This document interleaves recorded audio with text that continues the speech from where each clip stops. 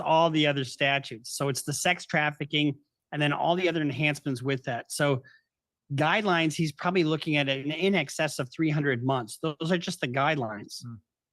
I mean, I saw that he, through his lawyers, they put a bail package proposal that included a $50 million bond co-signed by Combs, his mother, and other family members. It was to include home detention, surrender of his passport, weekly drug tests, a visitor log that would be submitted to pretrial services each night. But that was rejected. I mean, that in itself said to me just how serious the trouble is for Diddy Combs. Well, you have a situation where this is a presumptive detention situation. In other words, the defense has to prove, rebut the presumption. And while this is all going on, we have witness tampering, we've got potential bribes of witnesses, and then you also have possession of drugs and ammunition and firearms that are obliterated serial numbers. And then he was on his plane trying to go somewhere earlier in the year. So we have a situation where there's a risk of flight and definitely a danger to the public and a potential obstruction of justice.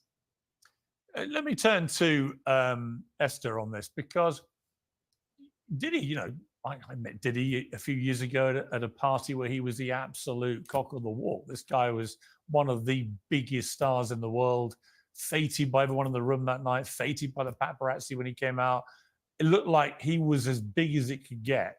If it's right, if Bruce is right, he's going to prison for the rest of his life. This is one of the biggest downfalls I can remember in entertainment. Oh, absolutely. But I'm never satisfied with just one person going down. It's like the whole Epstein thing. We don't actually know anyone who was associated with Epstein, who went to his nonce island, who really got involved in the criminal activity. And I think to be P. Diddy, to do the things that he's being accused of, you have to have a whole team around you. It's an infrastructure, basically. And I just really despise the fact that he's probably going to be the only one that's going to be taken down. He didn't get that powerful just by being by himself. He had the support of politicians, of other wealthy benefactors, there is a suggestion, so many people in the industry. Right, but why is he only taking the... Well, there is a suggestion that he may start talking to the feds and do some kind of deal. Now, Epstein never got the chance to do that or to take that kind of deal, even if he was offered it, because he died, right? He apparently committed suicide. Speculation has run riot ever since that somebody got to him, but that appeared to be the fact that he took his life.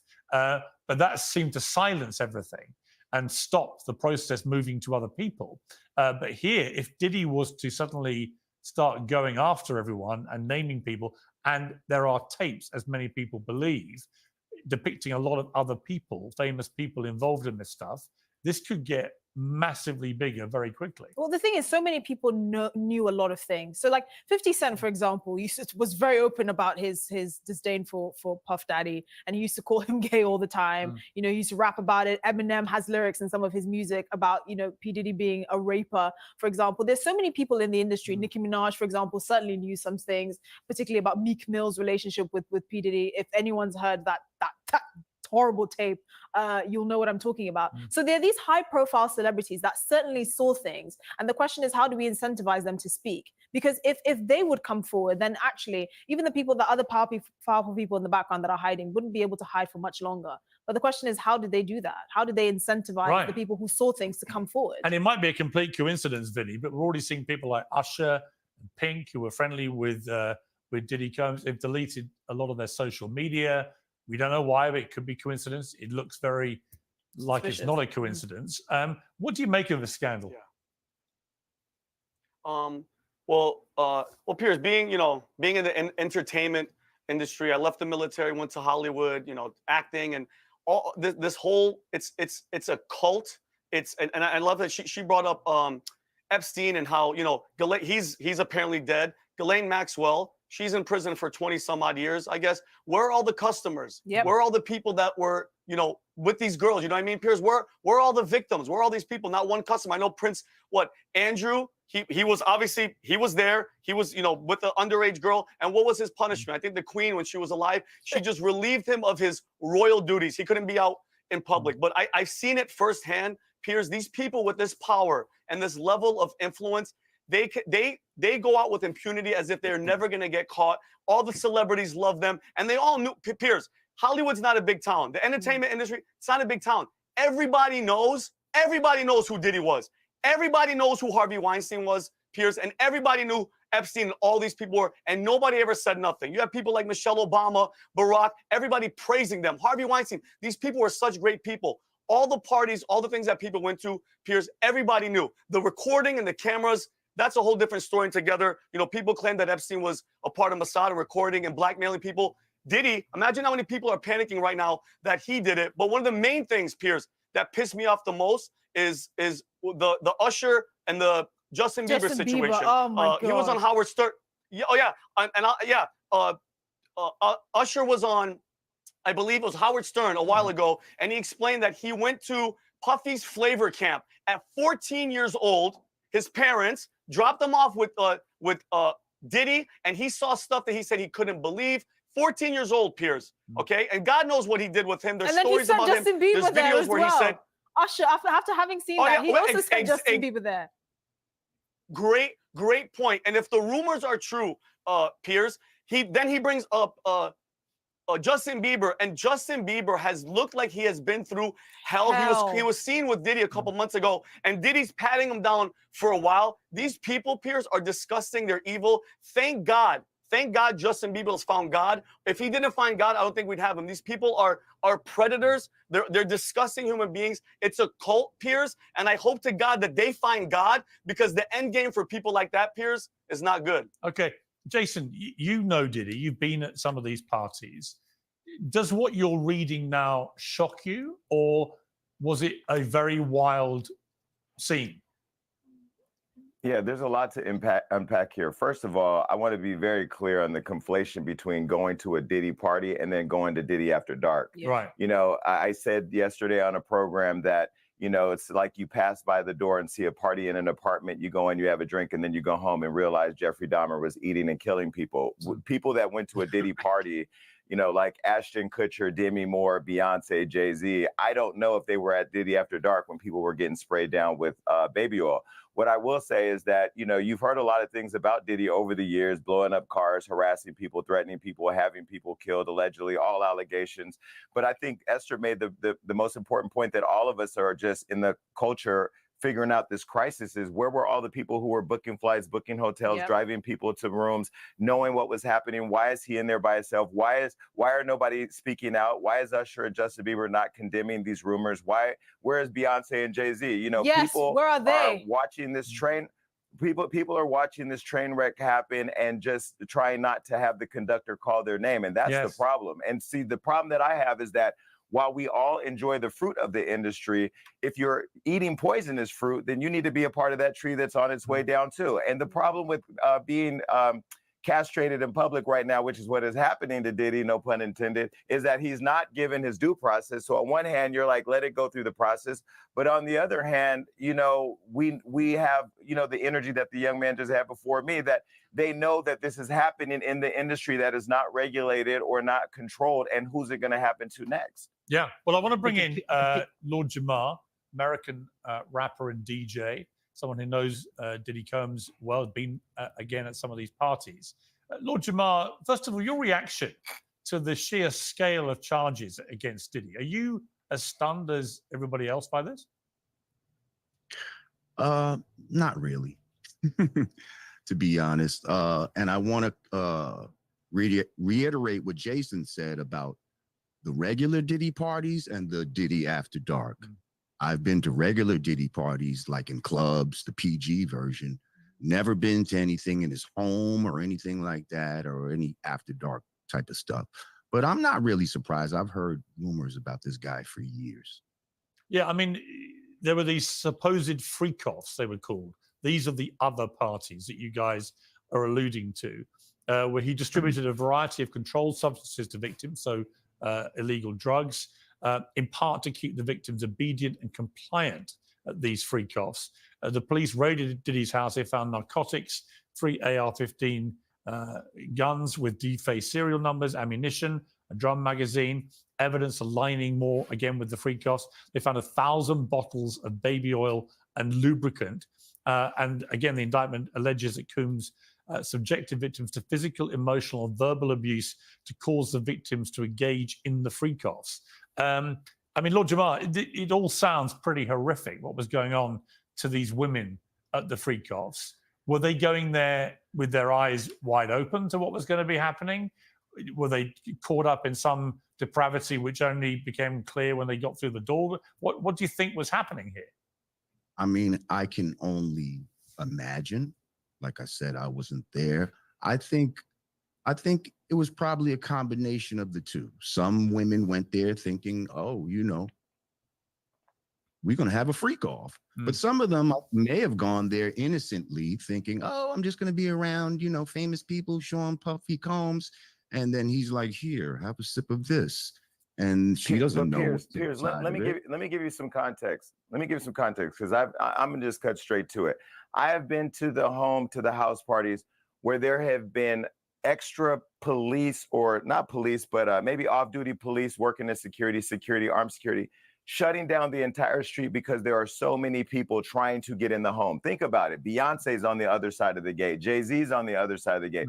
Every major celebrity, the Kardashians, on the other side of the gate. People are trying to get in that party. The first Diddy party I went to was at Prince's house. So you want to go to Prince's house to the Diddy party where Tyrese is performing and Demi Moore and Ashton Kutcher are swinging on swings.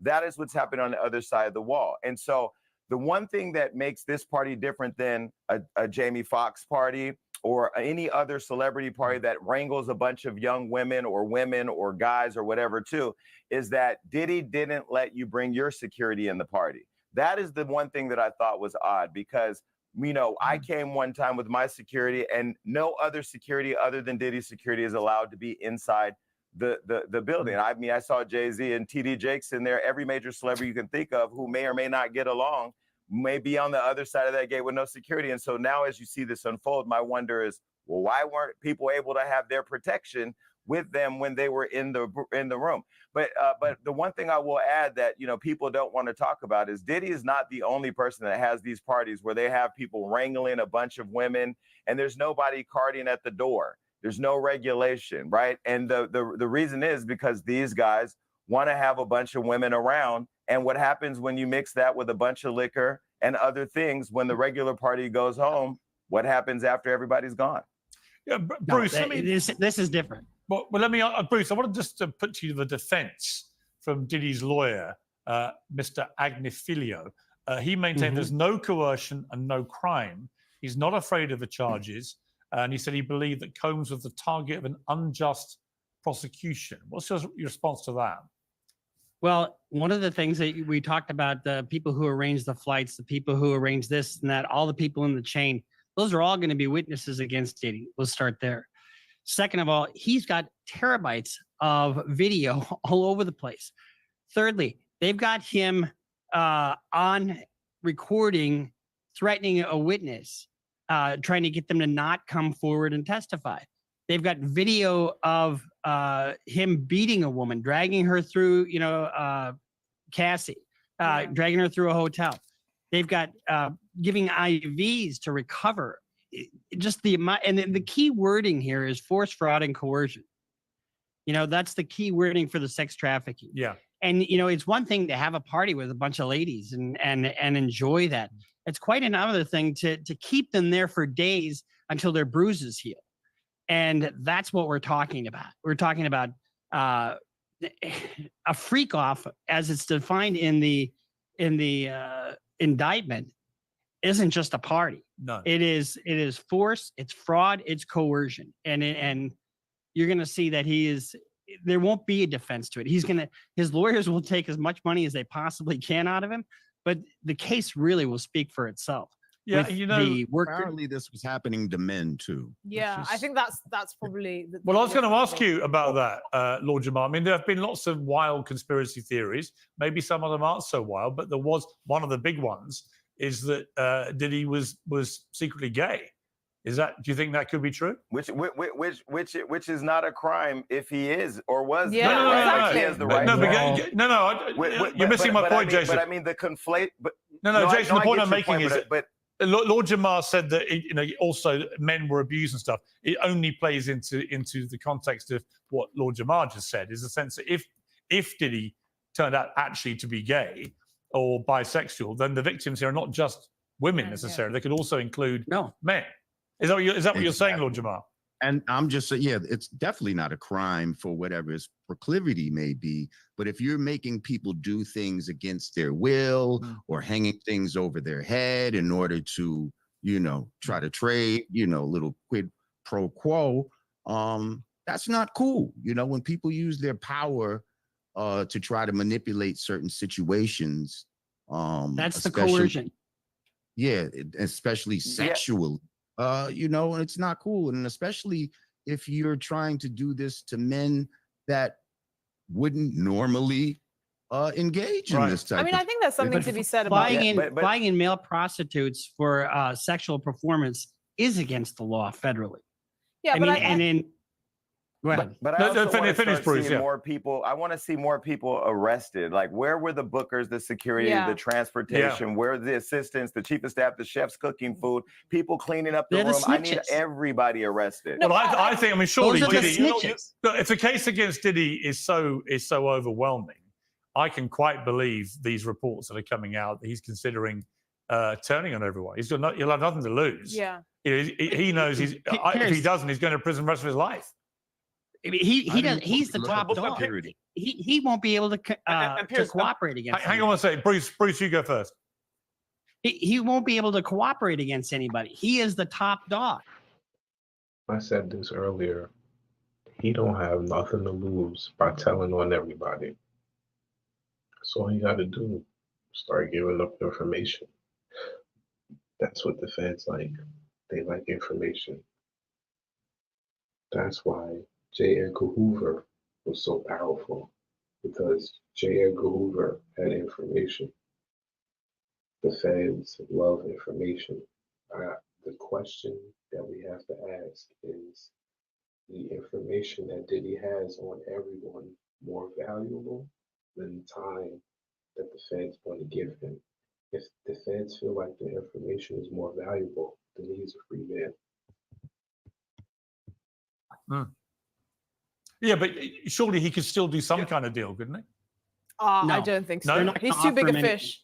I will say this though. I think Well, the anti sort of gay sentiment in the hip hop industry really did, I think, may have fueled the fact that he was so undercover. Like you said, it's not illegal to be gay. You can have whatever. But was he gay? I mean, I don't care either way. It doesn't make a difference. But do we actually know if he was gay? I'm saying this in the context of his victims, his male victims. So, for example, Cassie coming out, we know that they were together for almost a decade. We know that she was seen with him at many high-profile events and all of that. So she coming out as a victim of domestic violence is not unheard of. But if you have an up-and-coming rapper, for example, who for some reason his career just didn't take off, who comes out and says, I was abused, I was raped, I was blackmailed by P. Diddy, that's very different because of the industry that they're operating in. How does that person get their career back? Well, also, I mean, you mentioned Cassie Ventura there. To me, one of the most significant moments in this whole scandal was quite early on when that video got leaked to CNN. We've got a clip of this, which shows him just being unbelievably, grotesquely violent to her. At the time of this, we invited Diddy's ex-bodyguard, Roger Bond, to give his thoughts on the video and Diddy's subsequent apology. But was that indicative of Diddy's general behavior towards women? In my light, I would say yes. In my light, I would say yes. It didn't surprise me when I saw it because I've seen things to this nature before. I've gotten in between things of this nature before. And this was back in 2012. So that's why I was so adamant on what I said yesterday after he posted that apology, because it comes a time where it's like, you can't just say anything you want to say and think that people going to accept it. See, Vinny, when I saw that video, I don't know about you, but I watched it in utter horror that he would do that in a hotel, in a public part of the hotel too. It wasn't in one of the rooms. It was so horrible, so violent. I then thought, well, you know what? I believe this guy's capable of pretty much anything. Anyone that would treat his girlfriend like that, nothing would surprise me. So these charges didn't really shock me because I thought, well, I've seen what he's capable of. We all have. Oh, Piers, what was even more shocking is we saw the tape. It was disgusting. It was disturbing. And what happened, Piers? Nothing. Statute of limitation or whatever it is. We saw him beat the hell out of this poor girl, dragging her in the hallway. And then what? She brings him to court. He gives her money because rich people could get away with anything, Piers. And then that was it. We wiped our hands with it. And it's ridiculous, Piers, because and on the gay rumors, nobody cares, Piers. But when there's smoke, there's fire. And when they find 1,000 bottles of baby oil and 500 dildos, there's some suspect activity happening, Piers. And when it comes to the recording, look at when he said 1,000 bottles of baby oil and 500 dildos. Look at the way Jason Lee started laughing. Yo, that is true though, man. Cause like, why do you have all that? Like, come on. 1,000 bottles of baby oil, 500 dildos, and the hotel got receipts of charging you $56,000 for damage fees. That's insane. That's insane. Come on, man. people forget he had cameras everywhere, Piers. You know why some of these employees weren't talking? Who knows what footage he had on all these people? Same with Epstein. Maybe you weren't gay, but maybe you were there. You had a little potion, you pass out, and then they record you taking advantage of you, and then they have that dirt on you forever, Piers. Kim Porter, God rest her soul, his partner, who he has a child with, she wrote a tell-all book, but before it came out, she mysteriously died of pneumonia. And allegedly, her friend said, that he had recordings of an 18-year-old famous pop star having sex with him. Okay, and everybody could just assume what that is, Piers. But if you have all these people and everybody's talking about it, the fact that we as a society let him see with our eyes, Cassie being dragged and beaten like a rag doll, and we got mad for a week, and then we forgot about it, Piers, because you know what? He paid her millions. That is the problem with our society, is that money talks and bullshit walks. We should have held him accountable. I'm shocked that her family didn't go after him, Piers, because I know you're a father. I'm not a father, but I have nieces and nephews. If that was my daughter and I saw that on camera, it would have been a wrap for Diddy, plain and simple, Piers. So I think we have to hold these people accountable. Jason? But that's the point right there. And that energy is somebody who's been molested, who survived molest, right? There's no money that you can pay me to feel good about the experience, to pay my family to forget about the experience. And I think the problem happening right now, at least in this country with entertainment, is that people are going for money grabs. So it is making it hard to decide what is, what isn't. And then there's so much around this case that you can't look at the video and not see a man beating a woman in a public hallway and make any excuse for that. But you also can't make excuse for the hotel taking $50,000 to cover it up. You can't make it like you can't understand how Diddy hired a trainer to train his girlfriend, who they say he was allegedly involved with, who then goes and dates, marries, and has a baby with the girlfriend. I mean, there's so many layers to this crazy story. But I think the biggest issue to what he just said was that people have become apathetic with the abuse, with the narcissism, with the coercion, with the intimidation, and with the sex-crazed industry right now, that it's like just another blip on social media. And it is an epidemic that I think, as we go back to what Esther said earlier and what we started at the top of this broadcast, is that this is going to trail back to a lot of people that all of us are going to go, what, who, when, and sadly, some of your favorite stars are going to be the face of that. I mean, I think on the point that society's morality has been muddled, people like Diddy being made an example of and being put away in prison for, I don't know, 300 years, for me, it's not enough. People like Epstein, people like Harvey Weinstein, people like P. Diddy, if he's found guilty, should get the death penalty. I can't think of anything worse than the things he's been charged with. And to just put him in a prison and give him 3 square meals a day, for me, I don't think is good enough. There is nothing worse than systemically taking advantage they said they want to bury it. They want to bury them, Diddy. Dragging Cassie through a hotel hallway brazenly, like you said, like she was a rag doll. What do you have to do to lose your life? How much do you have to degrade other people? How much do you have to take away their freedom for you to actually lose their life? Someone like P. Diddy, I'm sorry, it should be the guillotine. There is no amount of 30, 40, 50 years that can ever make up for what he's put people through. And I think that's a small consolation, that he doesn't get to live his days out and reflect on how much he's been a bad boy. No pun. Lord Jamar, you know Diddy. What kind of person is he? I mean, for people who don't know him at all, what would you say? his character, his personality is like?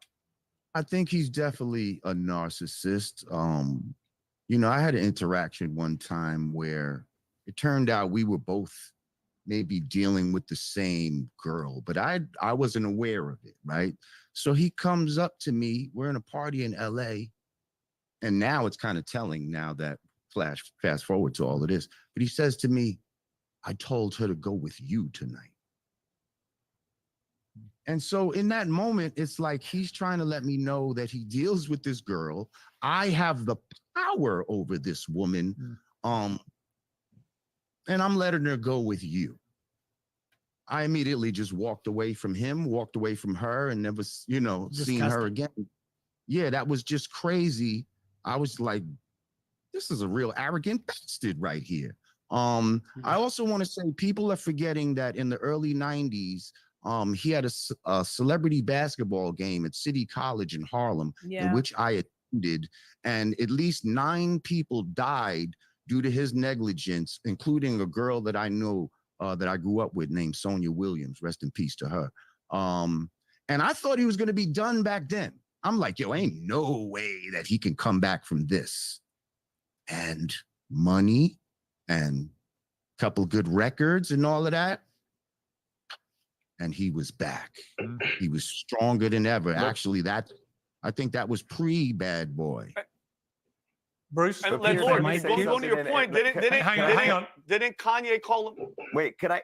Well, hang on. Kanye call him a Fed? Hang on, guys. You're talking over each other. Let me ask Vinny for his reaction first. Vinny? Well, Lord, just going off of his point, I mean, Kanye West, you know, he said a lot of. The fact that this guy, Lord Jamar, has interactions with him and can talk on this panel. The fact that Jason Lee has had interactions with Diddy and can talk on this panel, along with this woman, along with Vinny, along with this lawyer, and along with Piers Morgan, is crazy. Like, this is bad for Diddy, like bad. It, like, literally every media platform, this is a mixture right here on Piers Morgan of hip hop, finance, politics. This is a mixture of different people coming together to discuss how bad things are right now. This is crazy. Shit like this doesn't happen all the time.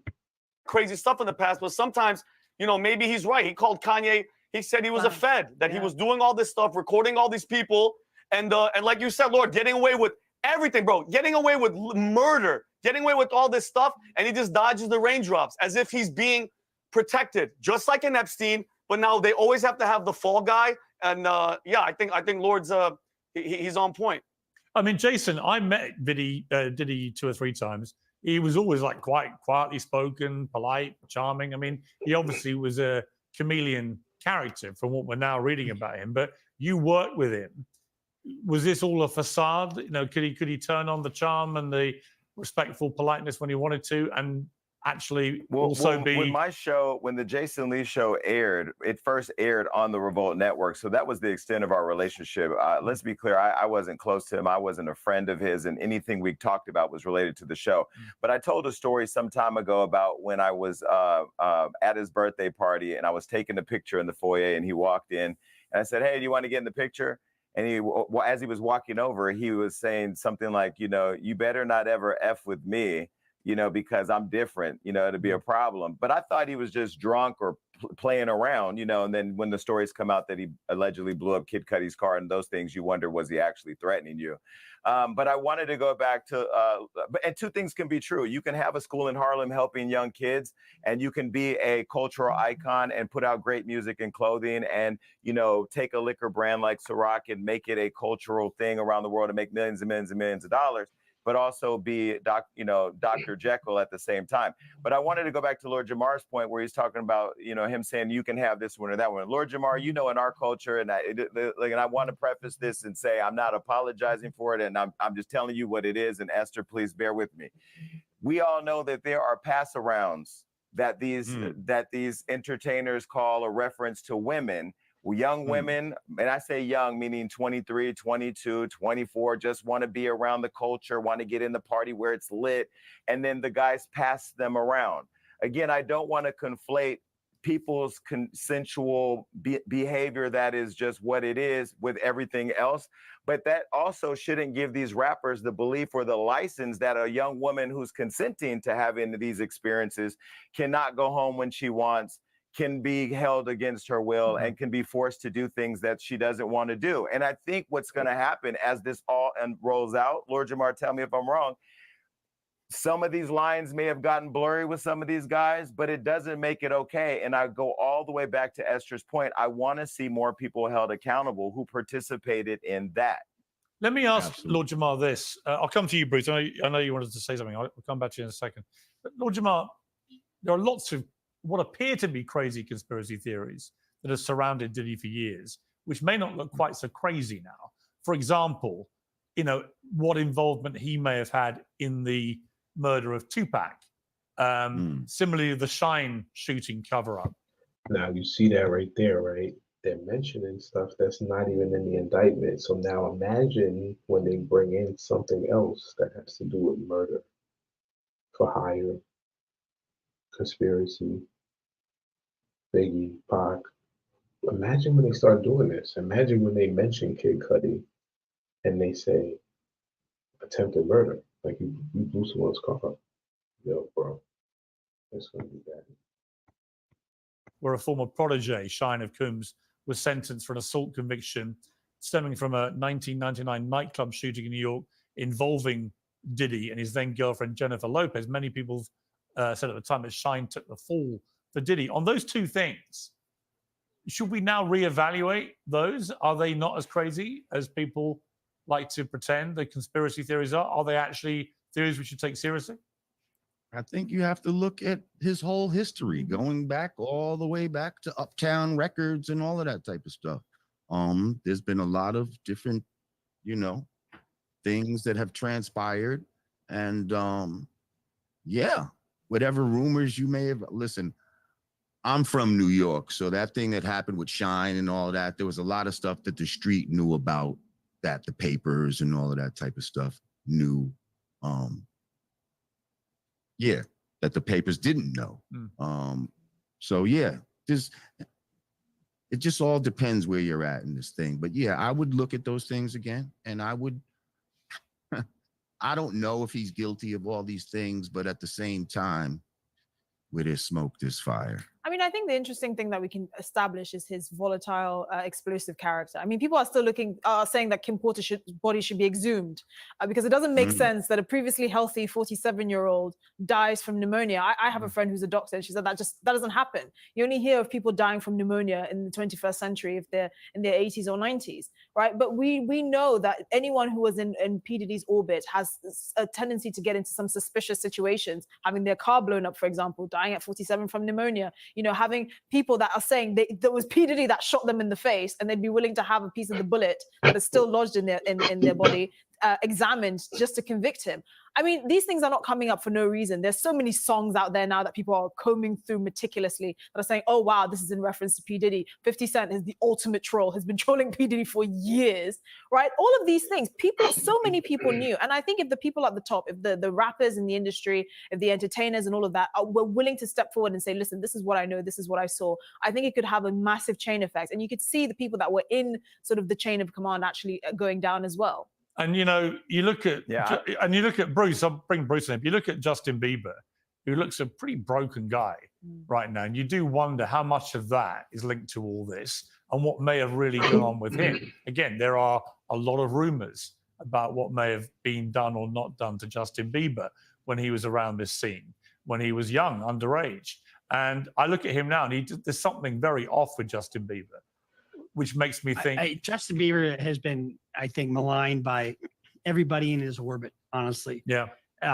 But there's a video out there where Diddy's talking to him and saying, you haven't called me, blah, blah, blah. And he looks so uncomfortable with him. He just looks so uncomfortable. But one of the things I wanted to say is Diddy doesn't mess with the rich and powerful. The people who are big time, this and that, these freak offs were a sexual deviation of a magnitude nobody could really see coming. And they don't happen with people he doesn't have control over, whether it's by drugs or your career or physical domination. And that doesn't generally happen with the Jennifer Lopez's of the world or some of the other people that are much more high profile. The people who are lower profile, who he's got his finger on their neck, basically, and those are the people he can control. And so, and that's different than either the pass arounds or the groupies that hang out with the parties and that kind of thing. That's a completely different scenario. I guess the thing, Bruce. I think he's used to control those bigger people. You understand what I'm saying? If he gets somebody that's at a super high level and he gets them in a compromising position because he had cameras in every room in the house, that's how he gets control over more powerful people and gains more power. Yeah, I think it could be both, couldn't it? It could be that he has the control, as Bruce says, over normal people that he hooks in, that he can control, but that he also has a lot of photographic evidence of famous and powerful people up to no good, which he could leverage against them. It could quite possibly be both, and no doubt we'll find out. Just finally, Bruce, the process itself. What will now happen? What is the time scale? And what are the conditions that he's living in? Because all the newspaper reports about where he's being held have been pretty hellish in their description of what it's like. What kind of life is he currently having in there, and what happens? He's isolated because of his celebrity status, so he's not going to have any contact with any other inmates. He's at Metro in New York, which is just a hellhole. The next step in the process would be a motions hearing, probably a motion to suppress the searches of his LA and New York or Miami homes. Then and that'll go nowhere. And then they'll set a trial schedule. They have to have a trial within a certain amount of time, but there's so much discovery in this case that it's going to take a while. So I bet you don't see a trial for a year. And that's exactly what I said. We probably won't see a trial until the end of 2025, maybe sometime between 2025, 2026. The end of 2025 and the end of 2026, like literally the next 24 months, because there's just so much evidence. And that's what he means by discovery. When you're dealing with a case, you can put in a motion for discovery so you can see how much evidence they have. But if the case is ongoing and the investigation is ongoing, then their discovery process is ongoing, meaning that they're still collecting evidence. So they could have 5,000 pieces of evidence today, and within the next 12 to 24 months, when trial comes, they could have 30,000 pieces of evidence. So it's a lot. It's a lot. Or thereabouts, and he's going to sit that entire time, and he'll be on assuming suicide he watch. doesn't. Well, Yeah. Vinny, I'll end with you, Vinny, but we know what happened with Epstein in precisely this scenario, and that is that he ended up dead before all these famous names were dragged in through a court process. Do you fear the same thing will happen here? Piers, I don't put nothing past this cabal of evil people, Piers. Patrick Bet-David interviewed Epstein's brother, who doesn't believe that his brother committed suicide. This is his own actual brother. And I Piers, interviewed him as well. This is how this. And Piers, this is how this operation works. Are you ready? I don't know if Diddy's that in depth, but he quite possibly could be. Or with Epstein, can you imagine you're a powerful senator, you're a prince, you're whatever. You go to a party, a Diddy party, Epstein party, whatever. You have the time of your life. You get drunk, you get drugged up, whatever. Then you come home, and this person or the people that represent this person that's in on this mission calls you and says, hey, we want X, Y, and Z. And you say, hell no. They go, oh, really? Check your email. And it's a photo or a video of you doing something insane. And you say, yes, I'll give you whatever. I'll give you anything you want. And just very briefly, Piers, which I believe could be with Diddy. And Diddy, listen, and this gentleman said he has a year till trial. Think about it. Epstein committed suicide. The camera wasn't working. The guards didn't know.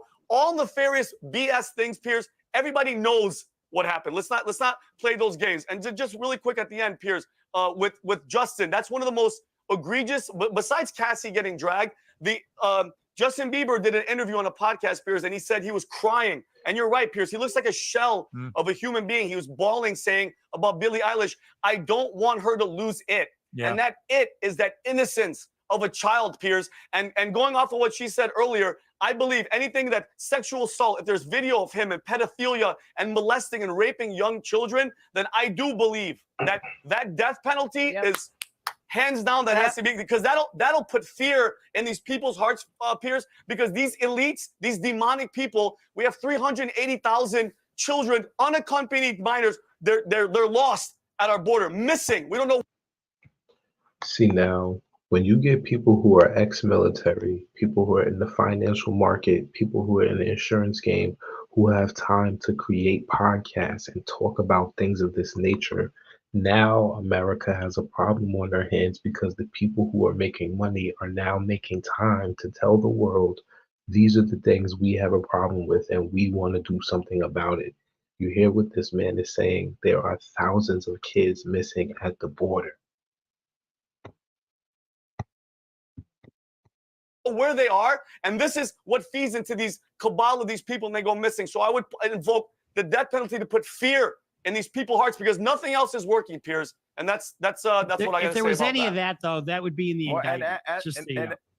Wait, hold on. What would be in the indictment? What would be in the indictment? Recordings? Wait, hold on one second. If there was any child involvement, anything like that, that would be in the indictment. I guarantee it would be in the indictment. So wait, here's my question though. Well, okay, I agree, but who's to know that airplane, when he got arrested with Cassie, or when that video came out, there was a Love Air, his jet flew to an island. Was he on it? Was he not on it? But what was on it to a country that has no extradition? So who knows what was on that plane? What tapes? What video? What recordings? Listen, with the character of Diddy, nothing. I don't put nothing off the table. All right. If there's tapes, they're out there. Why else would Kim Porter? Why would Kim Porter die all of a sudden? All right. Okay. Final word to Jason. He wants to just say something. Can we also just, in all fairness, too, to the process, because as a black man, I'm not going to sit here and say that Epstein and Diddy need to be lumped in as the same. He gets to stand trial on his own transgressions and the things that have been claimed against him. And we are talking today in America about a black man that was executed yesterday unjustly. And I want to say Donald Trump, who's running to be the president, has 34 charges against him, found guilty for it, and running for the highest office in the land, and also wanted to execute the Central Park Five when they were not guilty. So I just want to be very clear that he has to go through his process. The people who were victimized allegedly have to come forward. And guess what? Everybody else, back to what Esther said at the top of this, I want to end, that was involved, if it did happen, needs to be standing next to him in trial, being charged with the same crimes, because it's not fair to allow somebody who's been victimized like me to walk around and run into somebody at the supermarket who booked that flight where I got hurt. Okay. Got to leave it there. Excellent panel. Thank you very much indeed. I really appreciate you all joining me.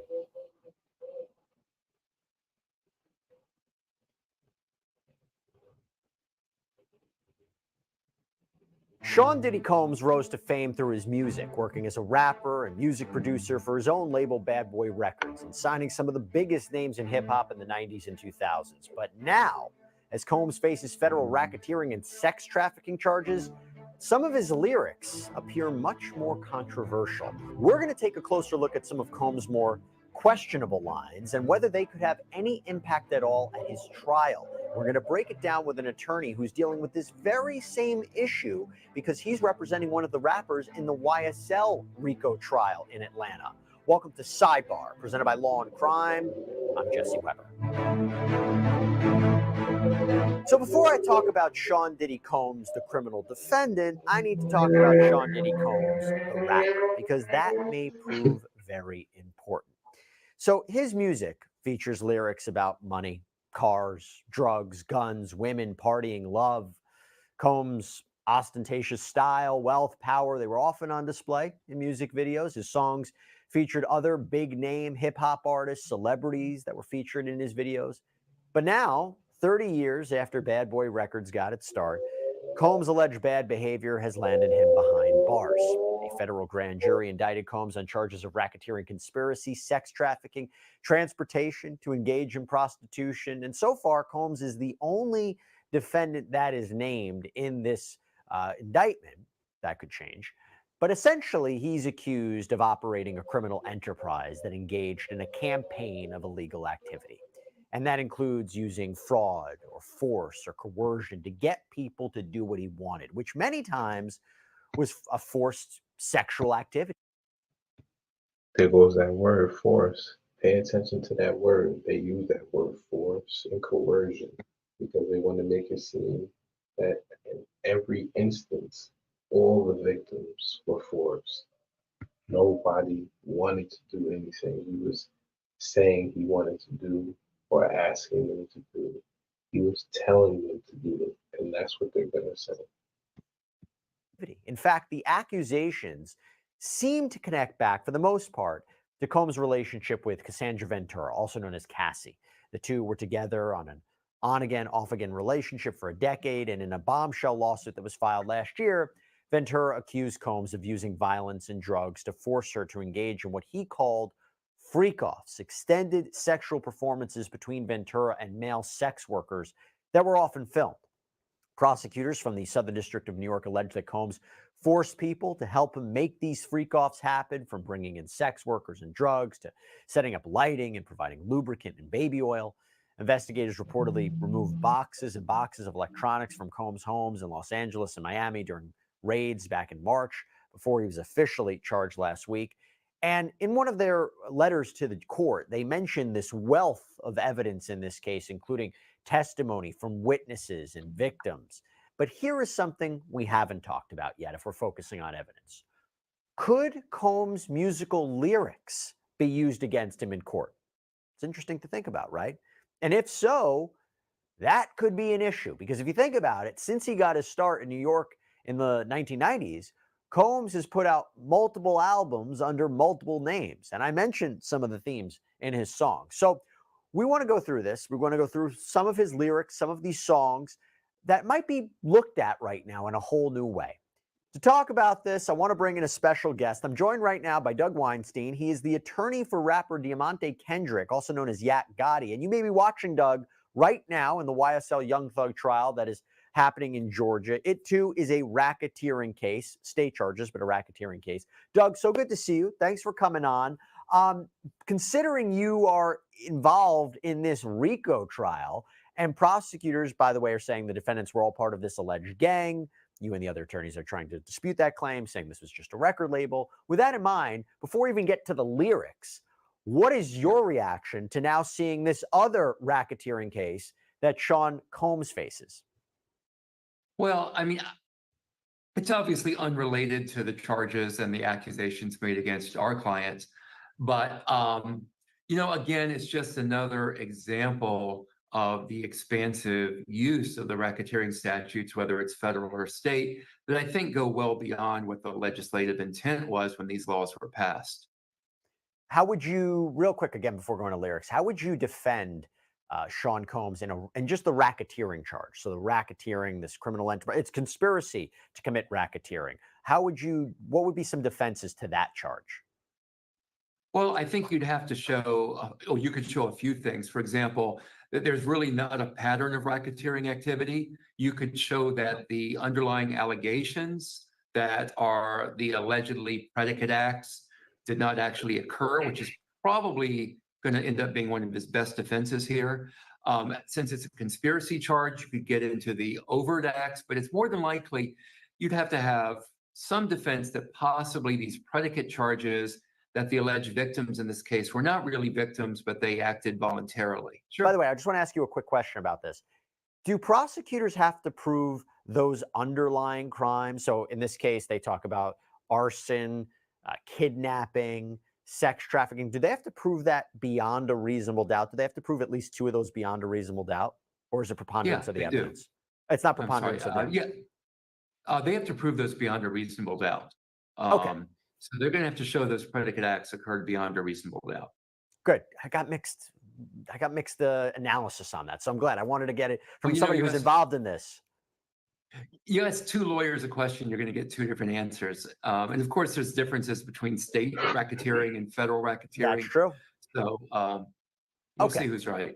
Hey, by the way, thank you so much for coming to us for our Sean Combs coverage. We really, really appreciate it. We don't take it lightly. You're trusting us, and we're going to continue to keep bringing you these updates and analysis. But one of the reasons that we're able to do this is because of the support that we get from our incredible sponsors. And I want to call out one for you right now, a great partner of ours, our partner who has done our YouTube takeover for the day, Morgan & Morgan. Look, if you should get injured, you need to know your rights and whether you can be compensated. And this firm, America's largest injury law firm with over 1,000 attorneys, may be who you want in your corner. They have quite an impressive track record. I mean, over the past several months, they've won verdicts, $12 million in Florida, $26 million in Philadelphia, $6.8 million in New York. And all of these, mind you, considerably higher than the highest insurance offers in these cases. And even if your case isn't worth 7 figures, why not start a claim and get the money you deserve? The whole process, so simple, can be done straight from your smartphone. Their fee is absolutely free unless you win. They only get paid if you get paid. So if you're injured, you can easily start a claim at forthepeople.com/YouTube takeover. Okay, so let me ask you this. Generally speaking, what is the law on using lyrics from songs in criminal trials? You know, it's very interesting you ask that, because I think, generally speaking, that they can be used if there is some nexus, some connection between the actual lyrics and the crime that's charged. You have to show some kind of a connection there. Now, that is what I think the best trend is in the law. However, there are cases where they allow the use of lyrics when there's no apparent nexus between the lyrics and the alleged crimes. I think that's pretty ridiculous. Well, here's the thing. I'm actually very happy you said that. Why? Because I'm going to go through different examples right now. If you just told me lyrics can never be used, lyrics can always be used, we wouldn't have much of a discussion. So now it's kind of fact specific. Let's go through them. We're going to talk about some of the arguably questionable lyrics that have shown up in Combs' songs. So some of them, quick lines in the song Everything I Love, Combs calls himself a girl kidnapper.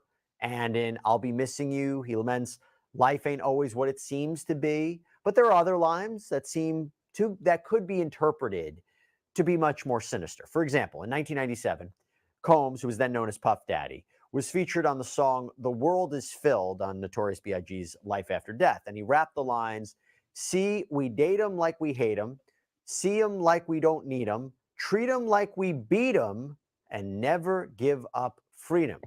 He also rapped, turn a freak to a bisexual, and if she's flexible, F the N-word next to you. Now, Doug, clearly sexual activity was a big theme in many of Combs' songs, as it is for a lot of recording artists. But knowing the allegations that we know now about these freak-off sessions and women claiming they were coerced into doing things and that there was violence and threats, do you think those lyrics could warrant another look by prosecutors? See, I have a problem with taking one or two lines out of context of the whole song. And so what I would suggest the prosecutors will need to do here, or should do here, is look at those lyrics in the context of the entire song and see how that fits in. Is it clear that he is speaking autobiographically, or is he inhabiting some type of persona?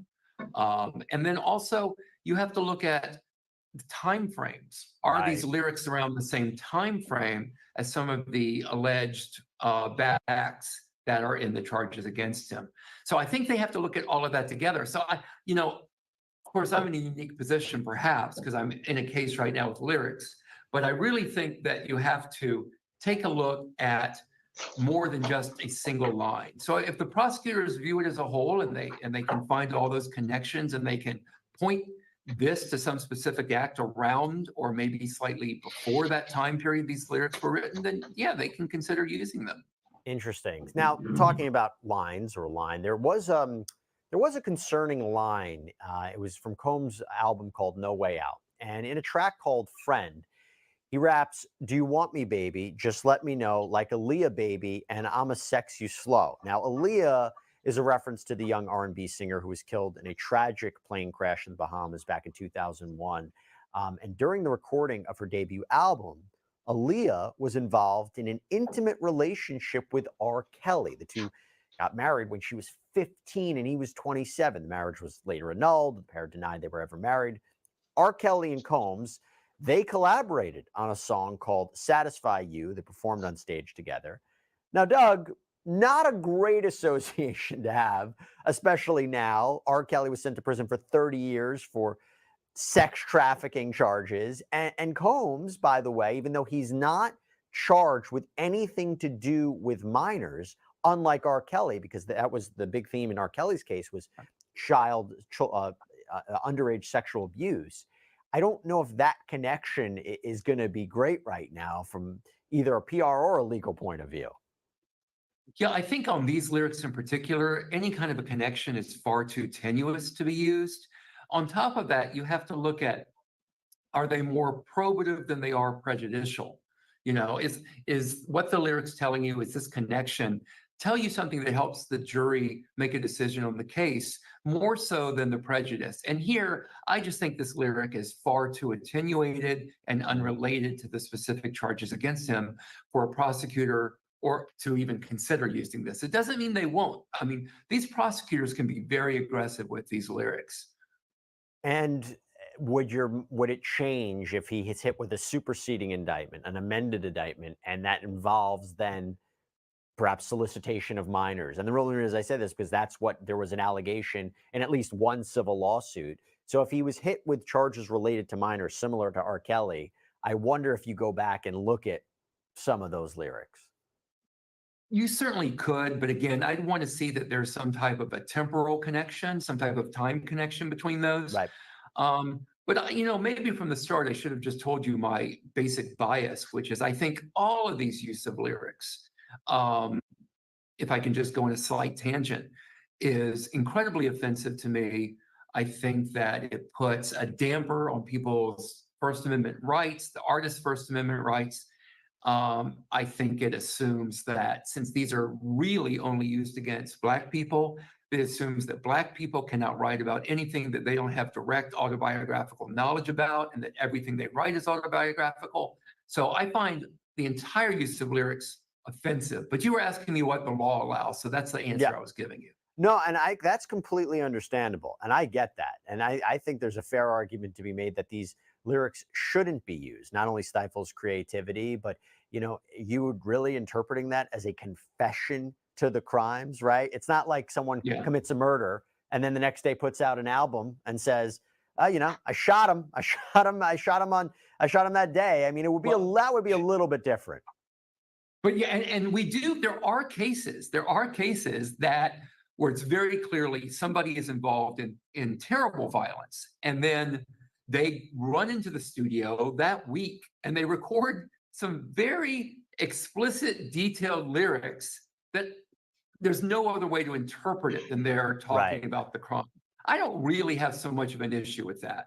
But it's these other the more tenuous connections that I think are problematic. That's fair. Okay, but here's something interesting. So in that same song, Combs rapped, "In a world of larger moves, new cars to cruise, sometimes I make the news falsely accused." And Combs' lyrics, by the way, they also often dealt with violence and drug use. And here on the track "The Future" on his Press Play album, Combs, who was then known as P. Diddy, he sang, "Inject this dose of the future, tap them veins, grab hold, let me shoot ya, mainline this new Diddy heroin." Now, sure, that could be a metaphor for something else, but Combs has been accused of being a prolific drug user. One of the civil lawsuits that was filed against him by music producer Rodney Little Rod Jones claims that Combs required various employees around his properties to have fanny packs full of drugs at the ready. Combs, after that infamous video came out of him allegedly beating Cassandra Ventura back in 2016,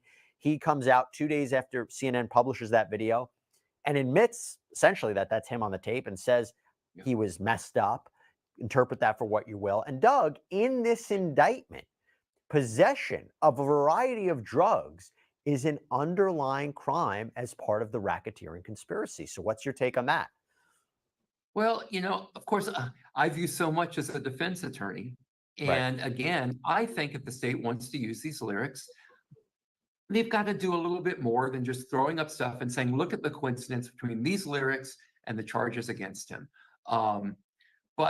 But certainly I think the prosecutors are going to grab a hold of this. They're going to run with it. They're going to be able to find support in case law across the US to be able to use these lyrics. And they're going to find, defense attorneys are going to find very few cases, they're out there, but very few cases that would help their case in keeping these lyrics out. They exist, but it's going to take some work.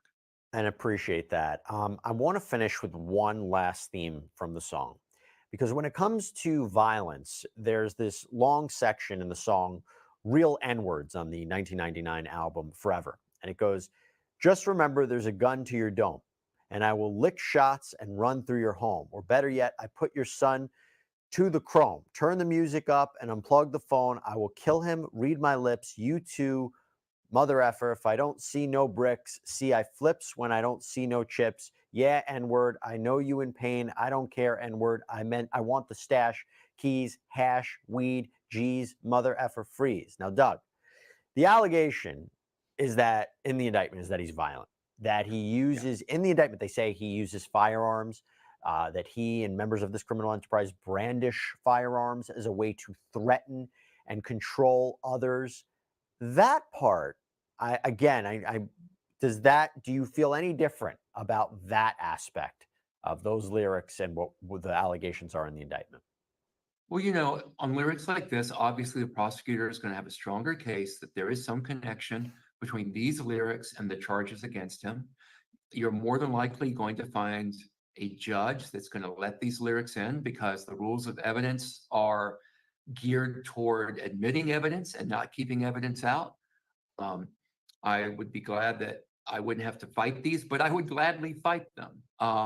And I think the other thing to understand about this style of music is violence, drug use, misogyny. It's all a part of the genre, whether you view that, you know, as unfortunate, it is what it is. And that is what sells. And the other thing to appreciate about these lyrics, the artists themselves are not the only ones involved in writing these lyrics. There's a whole marketing team. There's the record company. So I don't know how much of these lyrics are written by him, how much there's input, how much people are saying, you've got to sell this, you have to do more violence. So there's lots of ways to approach the lyrics. And by the way, these are ways to approach the lyrics, even if a judge were to let them in. They're still open to attack. Meaning in front of a jury, if this were to go to a jury. In front of a jury. Right. In front of a jury. Doug, I'm so happy I had you on. I thought this was a great interpretation of it. I have now a much more better understanding of the law on this. I have a much more better understanding of the ways to attack it. You know, there's one thing to say, oh my gosh, prosecutors will be able to prove this, but you raise such good points, and this is why you're an excellent defense attorney. So thanks so much for coming on. Really appreciate your insight. If this discussion comes out, if we learn a little bit more that prosecutors do end up wanting to use lyrics, I'd love to have you back on to talk about it. You know, I'd love to be back on and talk about it. It's good to see you again, Jesse.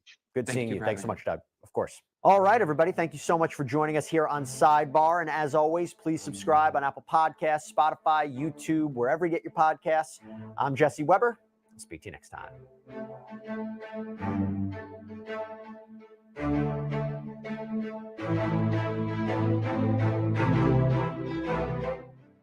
We know sometimes those relationships get ugly, you know, and sometimes it doesn't come out into the forefront the way this one has come out. Welcome to Ms. Mojo. And today we're rewinding several interviews that retroactively left us asking, what did Diddy say? You're going to hear about my party. They're going to be shutting them down. They're going to probably be arresting me, doing all types of crazy things just because we want to have a good time.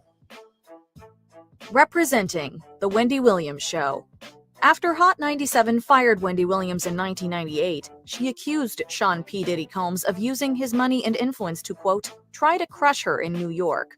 Almost 2 decades after their beef started, Williams welcomed Diddy onto her talk show, seemingly on good terms. I know I pissed a lot of people off, including you. Mm-hmm. But this is a full circle moment, everybody. Yes. Get into adult conversations. Yes. Full circle. Yeah. While Diddy presents himself as someone who's matured into a role model, several moments are now traced with irony. Williams inquires about Diddy's lifestyle and the people he surrounds himself with, asking if they, quote, violate him. She meant financially, but her phrasing proved prognostic. You threw a house party and I got the footage. Okay. Look at this. Now, who has this many people at their house? Puff and or Sean, Diddy, Doody, what do I call you? Diddy later discusses setting a positive example for African-American males and his charter school, Capital Prep. Diddy's partnership with the school unsurprisingly ended in November 2023 as sexual assault accusations surfaced. Our children are expected not just to learn to read, write, and compute, but to use that which they've learned to improve their community. Defending Justin Bieber, Access Hollywood. The allegations against Diddy have made people reassess his relationships with several young proteges, including Justin Bieber. Diddy's 48 hours with Bieber in particular isn't as cool as it seemed in 2009. Where we hanging out and what we doing, we can't really disclose, but it's definitely a 15-year-old's dream. Although Diddy is in trouble with the law now, the positions were reversed in 2014 when Bieber got arrested for a DUI. Diddy defended Bieber in an Access Hollywood interview. He acknowledged that the pop star had made mistakes, but Diddy vowed to help him stay, quote, on the right track. I don't think that he should be judged like he's not a human being or he's not a teenager that has to hit some stumbling blocks. You know what I'm saying? It's just not fair to make him a perfect human being. Fast forward almost a decade, Bieber's arrest feels innocent compared to Combs's. Bieber wasn't as quick to rush to Diddy's defense. A source claims that Bieber doesn't want to focus on Diddy's scandal, instead dedicating his time to being, quote, a great dad and husband. Does he want to have, any affiliation with any of this? No. But I think that even for him, where he is in his life right now, I think it is a smart thing for him to just not even get involved in anything. Keep J-Lo's name out your mouth. Jimmy Kimmel Live.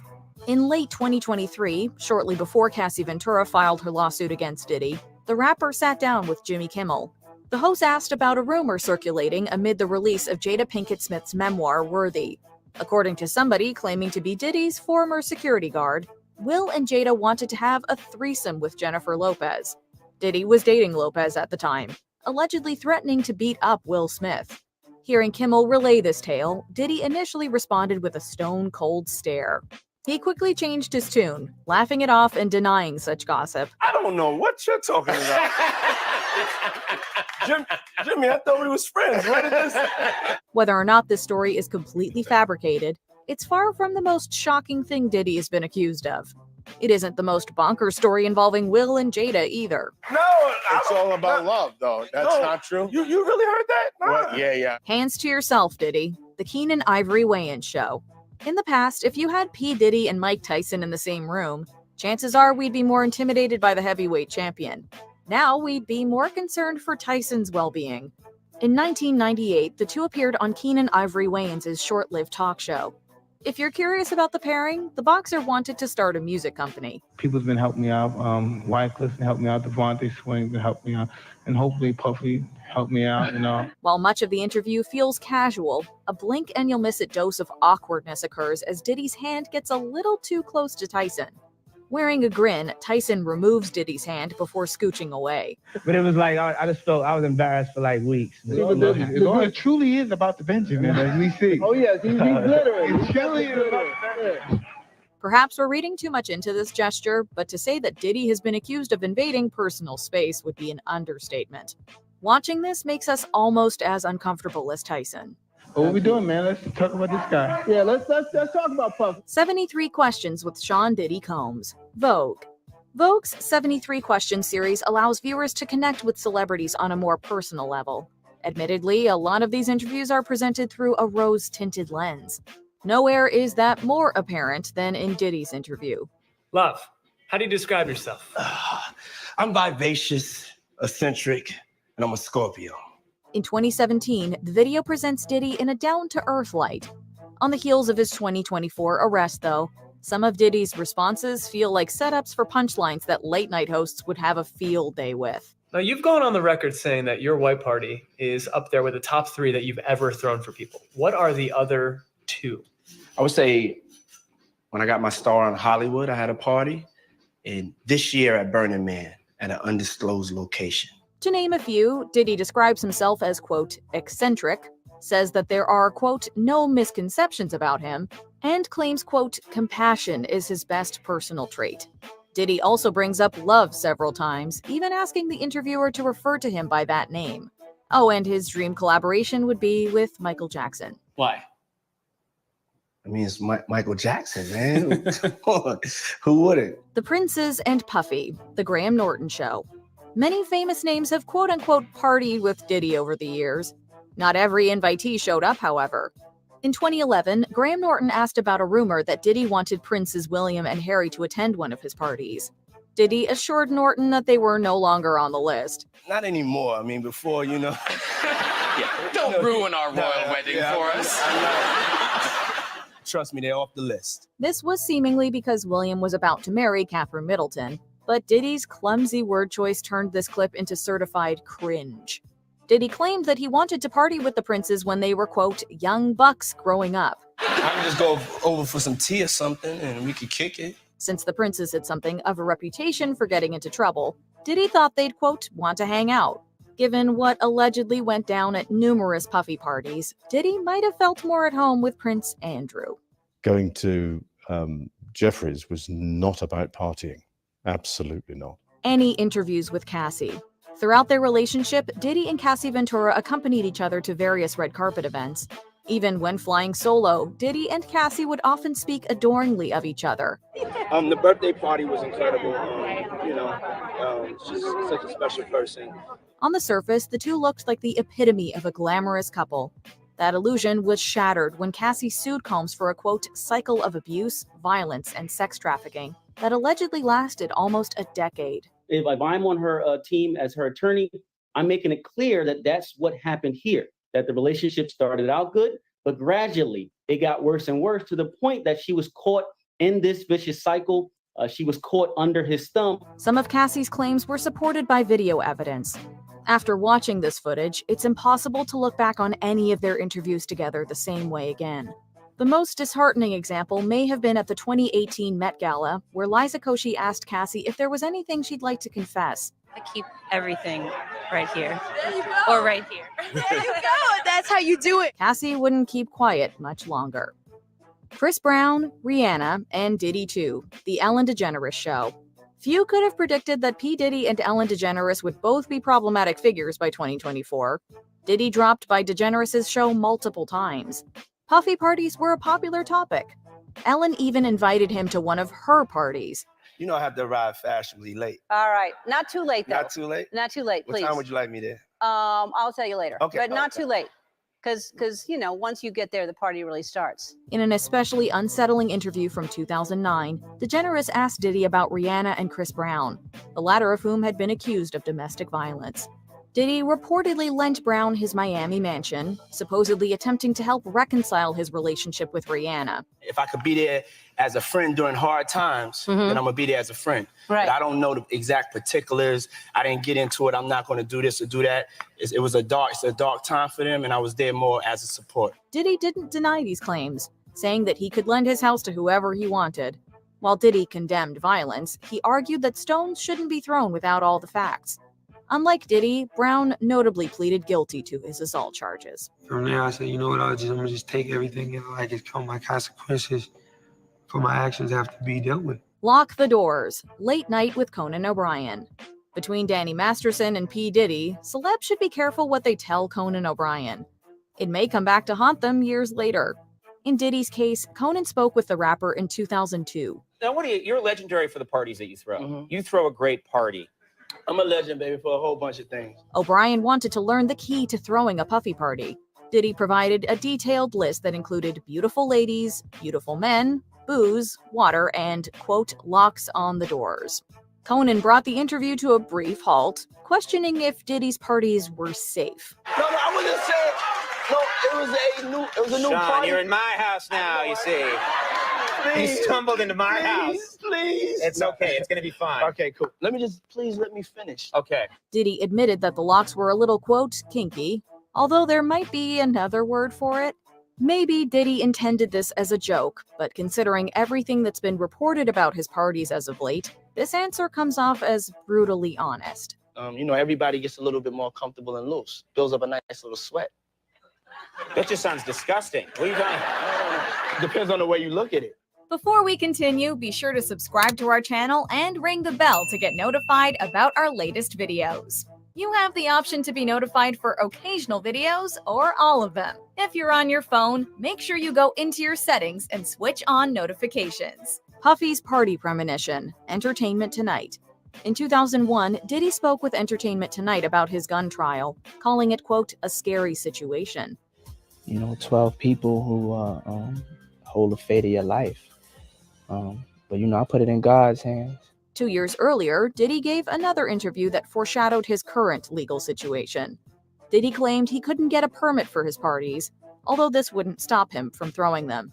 He suspected that eventually the authorities would arrest him for trying to, quote, have a good time. Whenever you bring up a different element into people's environment, things that broaden people's horizon, people get intimidated. There's a lot of people out there that feel intimidated by it. 25 years after this interview, Diddy was charged with several serious crimes. This includes sex trafficking, which extends to his alleged freak-off parties. He's seen in this video entering the Park Hyatt Hotel in Midtown Manhattan with others when agents from Homeland Security Investigations approach and separate him. Combs has pleaded not guilty, and time will only tell if the verdict will be in his favor.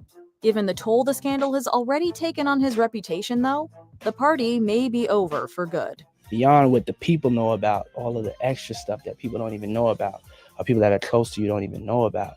And sometimes it just feels like, you want to give up. What do you think is Diddy's most notorious interview? Let us know in the comments. Who's the person that's number one on that invitation list? Leonardo DiCaprio. Do you agree with our picks? Check out this other recent clip from Ms. Mojo. And be sure to subscribe and ring the bell to be notified about our latest videos.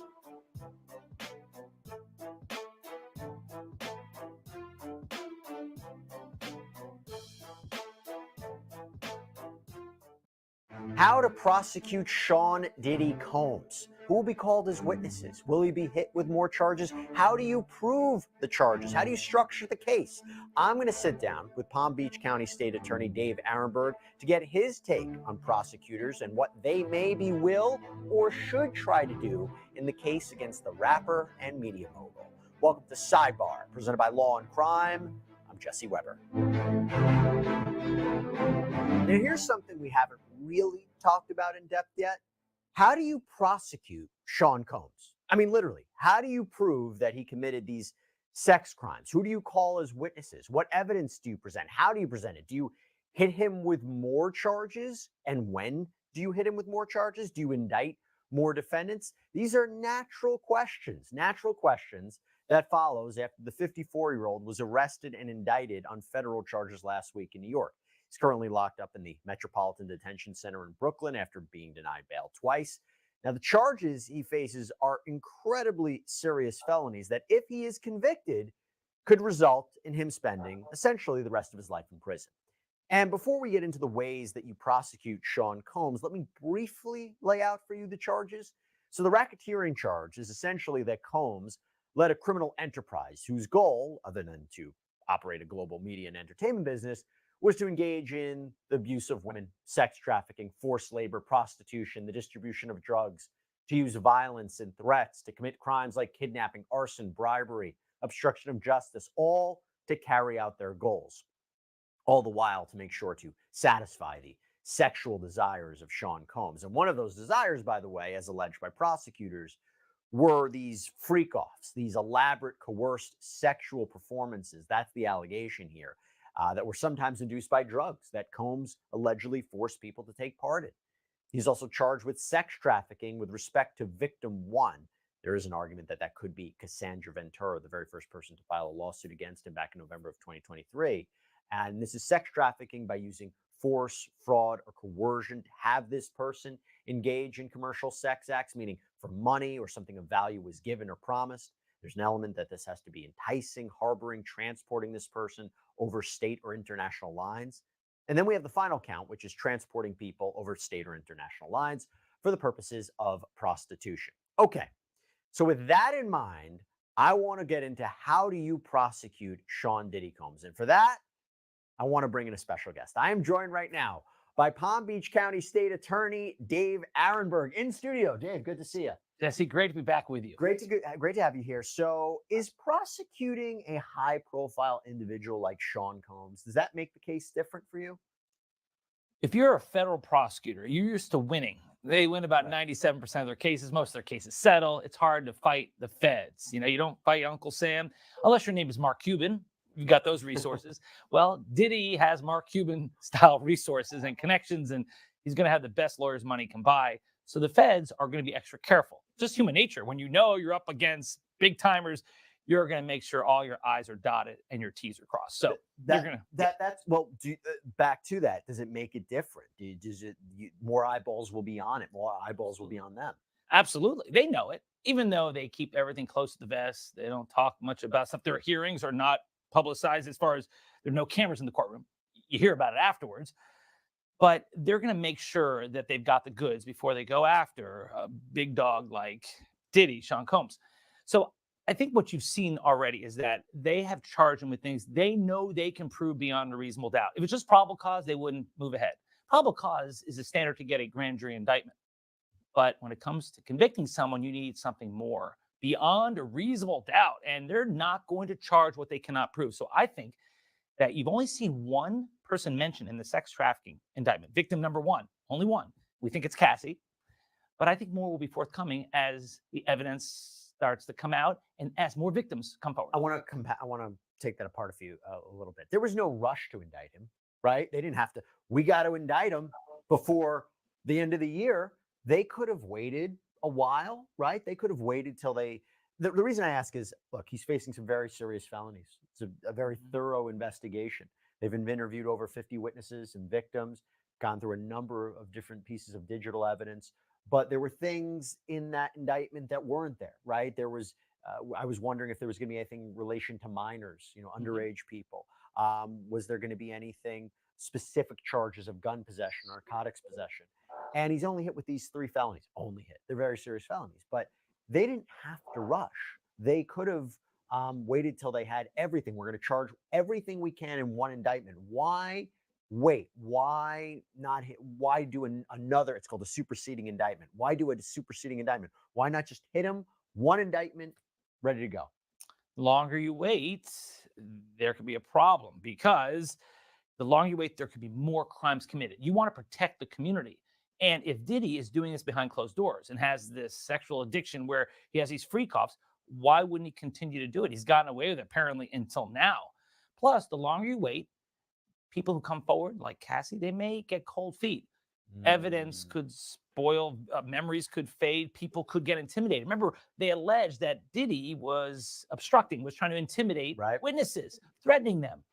Even after the lawsuits came out, even after the homes were raided, that was the allegation. So if you wait too long, he could tamper with witnesses. That's right. He could flee, even though he said, I'm in New York waiting for the prosecution, waiting for the indictment. Yeah, but you got resources. If you really thought it was coming, maybe he gets on his jet and bails. Well, he gave up his passport to his attorneys, and so did some of his family members. And apparently from the communications that were attached as an exhibit to the defense's letter to the judge when they were requesting bail, they were constant communication with prosecutors saying, this is where he's going this weekend. He's going to be back this weekend. We still have his passport. So I don't know if he was ever going to take off. I personally believe the reason he came to New York, the reason he didn't take off is I think he thought he could make bail and be out for 1 to 2 years until trial happens. And I think he thought he could beat it, but that's my take. No, by the way, I agree with the fact that he thought he would be out. His lawyers were shocked that he was sent to the cooler pending trial. They didn't expect that. And I do think when you're Diddy, you think you're above the law. You've got friends in high places. You've got money. You've got possessions, power, prestige, privilege. And so you probably think that he's not going to end up in this ratty detention facility. That's for people like Jeffrey Epstein, who aren't smart enough to get away with it. Sam Bankman-Fried. Sam Bankman-Fried, Ghislaine Maxwell. By the way, as we're sorting through these legal arguments, we're not only getting a sense of how skilled prosecutors can be, but how important having great defense attorneys can be too, right? And we talk about that a lot. We talk about great lawyers a lot here on Sidebar. And honestly, I can't say that and not mention another impressive group of attorneys over at Morgan & Morgan. This is America's largest injury law firm, our proud sponsor. And look, here's the deal. If you're injured, you got to know what your legal rights are and whether you can be compensated. Morgan & Morgan, they have a dedicated team of over 1,000 attorneys, case specialists, paralegals, investigators. They have an incredible track record of multi-million-dollar verdicts and settlements. In the past few months, I'm talking $12 million in Florida, $26 million in Philadelphia, $6.8 million in New York. Mind you, these are all considerably higher than the highest insurance offers in these cases. There's no upfront fee. They only get paid if you get paid. The whole process can be done straight from your smartphone. So if you're injured, you can easily start a claim at forthepeople.com/LC sidebar. Well, let me ask you this. You talk about there could be more charges. What do you hit him with then? Because right now there is a potential defenses. What did I say? He's innocent until proven guilty. I mean, he could try to say there was no criminal enterprise. There was no conspiracy. I didn't transport any of these alleged sex workers. Sex trafficking. She, the victim one really came to from different places. There was no force, fraud, or coercion. But are you suggesting there could be additional charges where his defenses become much more limited? If the charges involve minors, he's in more trouble because you don't need force, fraud, or coercion when it comes to minors. That's the difference between these charges and the ones against R. Kelly. R. Kelly's charges involve minors. All you need are commercial sex acts, and then you go down for it. Here, his defense is going to be these adults consented, and consent is a defense. But that video is powerful because it shows force. She's been alleging, Cassie, that he kept everyone in line because of force. Apparently, there's a witness that said that he threw a hot skillet of eggs on her, among other ways to forcibly abuse her. So it's going to be really important to have witness testimony from Cassie, from people like Lil Rod, from Don Richards, people who Richard, excuse me, yes, not plural, Richard singular. People like that will come forward and they'll be key witnesses because they corroborate each other's testimony. I was going to ask you about that. If you're prosecuting this case, do you bring out every person that has filed a lawsuit against him? Because what's the defense going to say? They're going to cross-examine every one of these alleged accusers and say, you got something to gain. You're filing a lawsuit. You got something to gain. You file a lawsuit. As the prosecution, do you call every one of those accusers?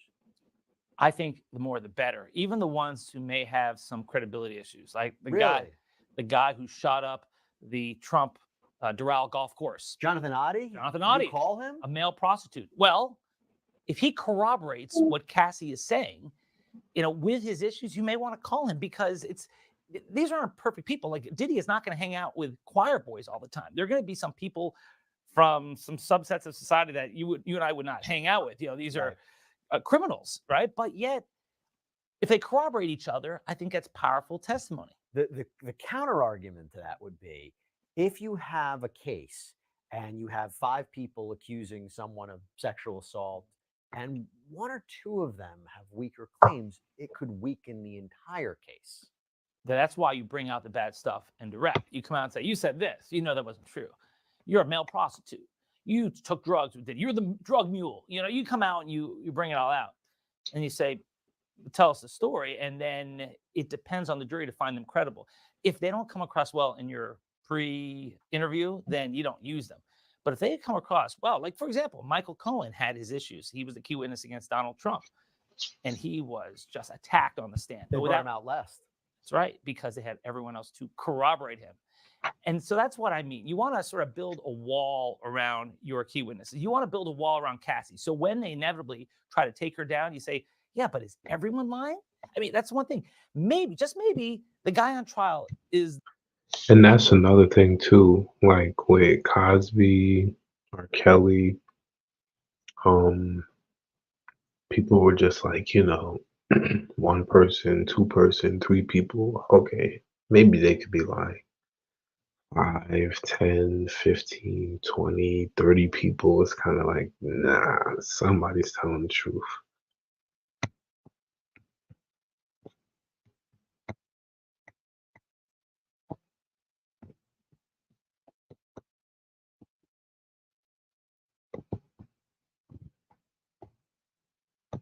the one lying, not the 8 other people who are testifying against him. Assuming she is a government witness. And I think it's fair to say that because for me, looking at this, I look at the indictment, a lot of it, in my opinion, is based on her allegations.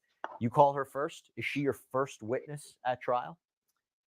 It's up to the prosecutors to determine their strategy, whether you want to go big all at once at the beginning, because she is your key witness, or do you want to lead up to her? Generally, you put your best witnesses on first and last, beginning and end, because that's what sticks in the juror's Primacy and mind. recency. Yeah, just like you learned in high school debate. I'm sure you were a great debater, Jesse. Depends upon the argument. Yeah. But that's what you want to do.